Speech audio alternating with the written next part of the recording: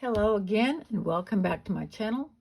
Today is December 11th, so that means it's time for the last embellishments on the 11th video of the year.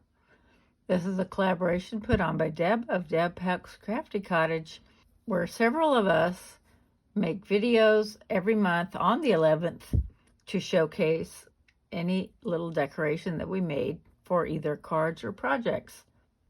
Today I decided to use my holly leaf die. This is from Amazon.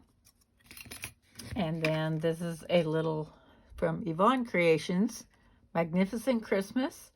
I use this for the berries. So here they are. I used my gel pen. I used this really pretty shiny red cardstock, as well as this beautiful dark green. And I used the gel pen to make little highlights so that they add some sparkle and dimension. I made 5 of them, which means I'm going to be making 5 tags. So stay tuned for that.